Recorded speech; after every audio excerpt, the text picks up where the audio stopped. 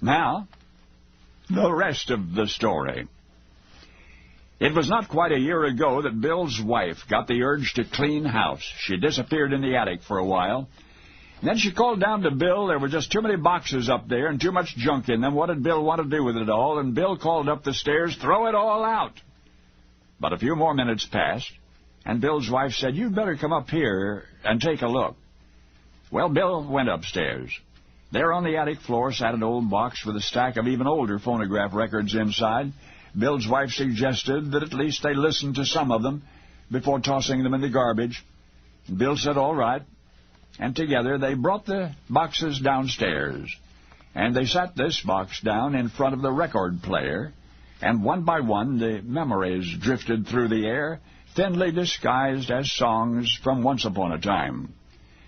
But there was this one record, this one song, that jolted Bill from his easy chair and made him just stand there dumbstruck, wide-eyed, motionless, breathless. What was it, his wife asked? And Bill could not speak. Not until the last word was sung and the last note had been sounded, and then Bill told his bride the rest of the story, that once upon a time Bill and his friend Henry were in the music business. Interesting thing was, neither of them could read nor write music. Bill and Henry could sing pretty well, but either they'd always known the songs they sang, or they had to learn them slowly, carefully, by listening to somebody else sing them.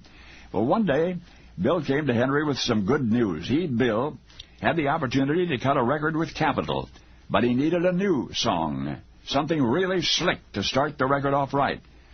Henry said, "I've got just the right thing." But again, the problem was that the only way Bill could learn the new number would be by hearing Henry sing it over and over and over again. So Henry offered to do Bill a favor. Henry, would go down to the recording studio with his guitar. He'd make one of those acetate demonstration discs, and then Bill would have that one and only copy so that he could learn the song. Well, that is what happened. But after Bill recorded the number for Capitol, he threw the demo record with Henry singing on it. He threw that record in a box and forgot about it until 1988, 37 years later. For the recording that came out into the light for the first time in all that time, the recording that Henry made for Bill, Big Bill Lister, was indeed one of a kind. By now you have surely heard that Henry's son was presented with that demo record, and he took it back to Nashville, and through the grace of studio magic, he was able to record a duet with his own late father. And thus were father and son reunited in a tune called "There's a Tear in My Beer," a melody that's been singing in the dark for 4 decades, only to become the basis for the impossible country music collaboration of two men with one legendary name, Hank Williams. Only now you know the rest of the story.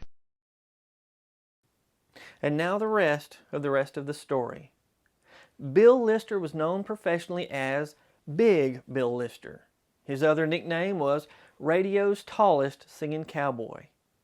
Without his cowboy boots and hat, Bill was just over 6 feet 7 inches tall. Bill and Hank Williams Jr. were lifelong friends. One of Bill's hobbies included engraving firearms. One day in the late 1980s, Bill and Hank Jr. were talking about the engravings on gun grips when Bill, almost as a side note, said, "Here, take this record with you, by the way." It was the original demo that Hank Williams had recorded of "Tear in My Beer." In late October 1951, Hank had a session one night for MGM, and Bill had a session the following night for Capitol. Bill was visiting with Hank in the studio. Bill used to play guitar for Hank. And Bill told Hank, "I'm really hurting, buddy. I need a song, a beer-drinking song." Hank replied, "Don't worry about it. I'll fix you up with one that'll cock their pistol." Bill left the studio shortly thereafter. Later that night, Hank recorded the demo for "Tear in My Beer" for his former guitarist and friend. The next morning, Hank delivered the demo to Bill, and Bill spent the whole day playing and singing along with Hank's demo until he had learned it. Later that night, Bill recorded his version for Capitol Records.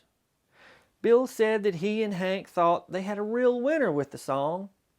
They just didn't realize, as Bill said, that it would take 38 years and Bocephus to show us. Hank Williams nicknamed Hank Jr. Bocephus after Grand Ole Opry comedian Rod Brasfield's ventriloquist dummy, Bocephus.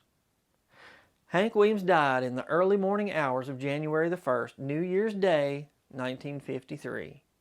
Hank Jr. was just 3 years old. The demo record had an aluminum base covered in acetate.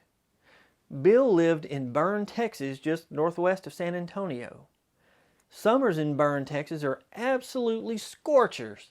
Temperatures can easily climb past 100 degrees. The temperatures in home attics in Texas summers normally reach between 120 and 140 degrees. Bill said, "In July and August, you can mighty near bake Indian bread in my attic." But somehow, Hank's fragile demo of Tear in My Beer withstood 38 sweltering summers in that attic. Bill said, out of 12 to 15 records that were in that box, Tear in My Beer and about 2 more records came out perfect. The rest were so damaged they were unplayable and unsalvageable. When Hank Jr. heard the record, he didn't immediately think to record a duet with his late father. He had a hard time imagining a new song by his father, as he said, that's been around almost 40 years. He said it took a while for it to hit him. "It's an absolute treasure," Hank Jr. said. "I get chills playing it. I hope in my best day I can sing as good as he did." Hank Jr. and his friends asked people throughout the music industry, but no one had ever heard the song. It was then that Hank Jr. decided to record the duet. Hank Jr. said, "This is something I've always wanted to do." Hank Jr. had performed his father's song since he was a child, but never anything like this. Now, he said, "I want to do one on an equal basis with him as if we were doing a brand new duet. To me, that's the biggest thrill I'll ever have." In 1988, Alan Stoker at the Country Music Hall of Fame and Museum transferred the audio from the original acetate disc onto an audio tape. Remember, the only audio on the demo was Hank Williams playing his guitar and singing. Hank Jr. and his band added in the other instruments and vocals. The song was released in January 1989 and peaked at number 7 on the U.S. Hot Country Songs chart.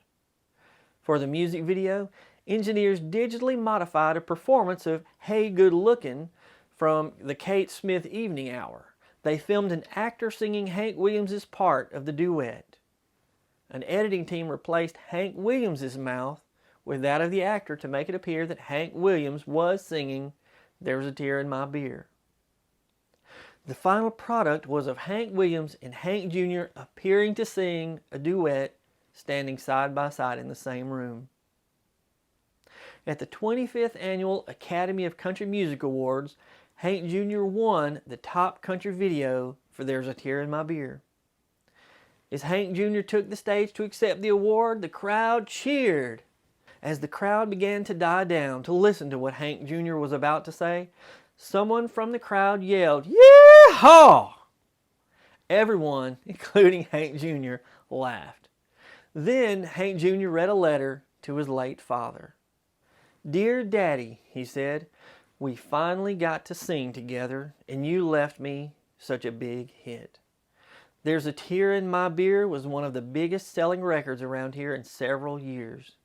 Hey Good Lookin', I'm So Lonesome I Could Cry, Your Cheatin' Heart, and now, after all this time, they're still up there on the charts. And there's another place where you'll always be, and that's right here in all our hearts. From all your fans and me." I remember when this song came out in 1989. It gave me chills then and still does today. I can only imagine how Hank Jr. felt the first time he heard the recording of the duet that was almost 40 years in the making. I've included links in the description below to Hank Williams' original demo. You need to check that out. Big Bill Lister's 1951 version, the duet version, and the original video for the duet. Be sure to check those out. I'm Brad Dison. Thanks for watching. And as Paul Harvey would say, good day.